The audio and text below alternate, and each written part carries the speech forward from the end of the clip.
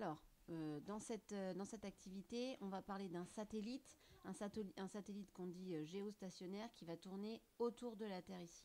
Donc le satellite, ça va être petit s, de masse petit m, donc de type télécom, et il est à une altitude petit h de 36 000 km environ, et sa période de révolution, alors on nous dit que c'est 86 000 secondes, soit 24 heures. Bah pourquoi? Parce qu'un satellite géostationnaire, c'est un satellite qui reste à la hauteur du même point de la surface terrestre. Donc il va tourner en même temps que la Terre, et donc il va avoir la même période de révolution que la Terre sur elle-même, que la période de rotation de la Terre. Alors on nous demande en premier de montrer que le mouvement du satellite en orbite circulaire est uniforme. Alors uniforme, hein, vous êtes d'accord, on va devoir démontrer que la vitesse est constante.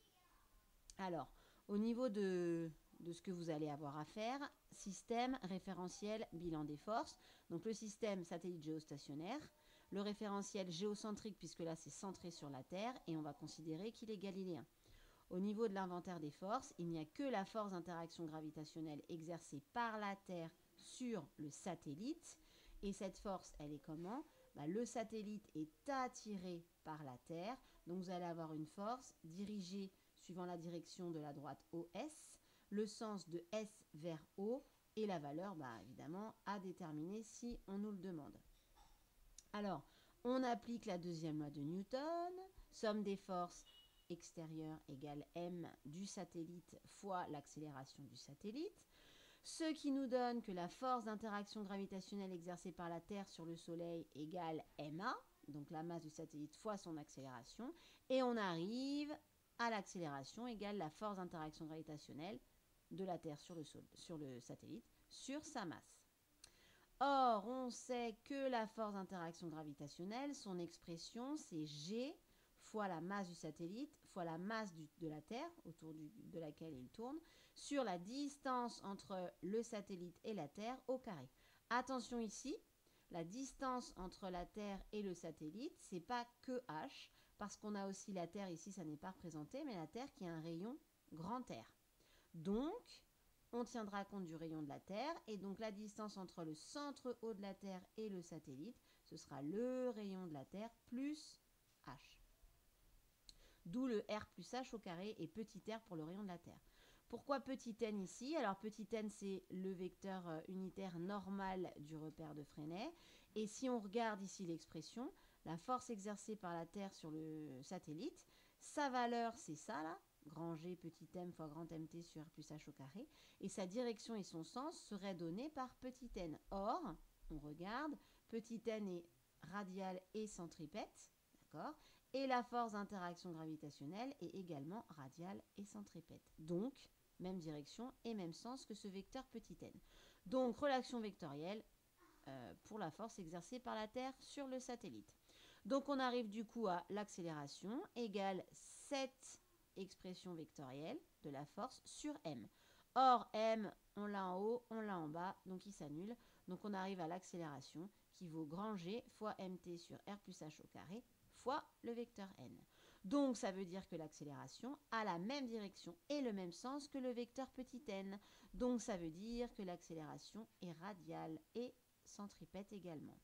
Au niveau de la valeur de l'accélération, on arrive à grand G fois mt sur r plus h au carré.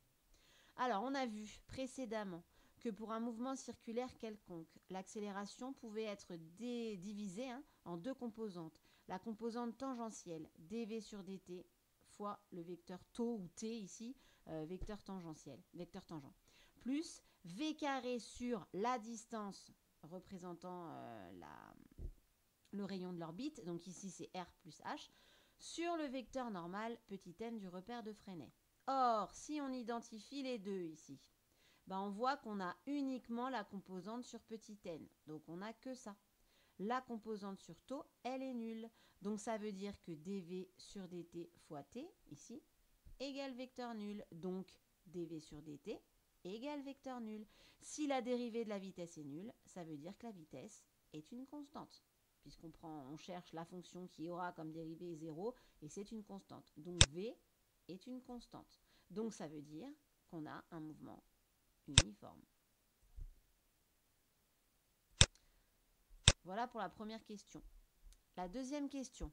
Retrouver l'expression de la valeur. Alors cette fois-ci, on veut la valeur de la vitesse. Racine de grand G mt sur R plus H.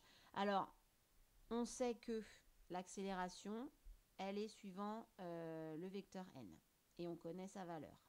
On sait du coup que la valeur de A sur le vecteur n, sa composante sur vecteur n qui est sa valeur tout court, sera égale aussi à V carré sur R plus H. Donc on identifie V carré sur R plus H égale GMT sur R plus H au carré. On arrive à ça. Ensuite, alors il faut faire une manipulation de formule. V carré égale, on fait passer le R plus H de l'autre côté. Ça nous fait G fois MT fois R plus H sur R plus H au carré. Attention, il y a une erreur dans la correction ici. Il y a des parenthèses. R plus H, parenthèse, carré.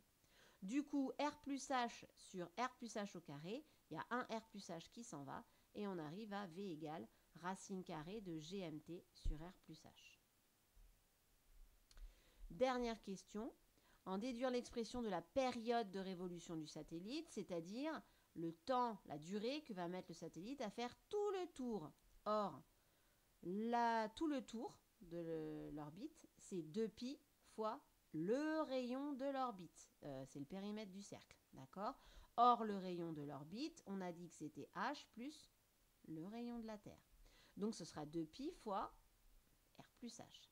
Donc, t, c'est la durée pour faire 2πr.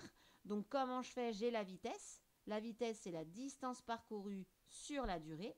Donc, la durée, c'est la distance sur la vitesse. Donc, grand T sera égal à 2π fois r plus h sur la vitesse qu'on vient de trouver.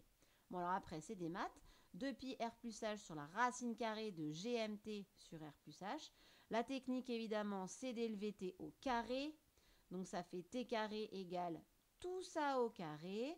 Donc, 4π carré fois r plus h au carré, divisé par, j'enlève la racine du coup, puisque j'élève au carré, ça fait gmt sur r plus h.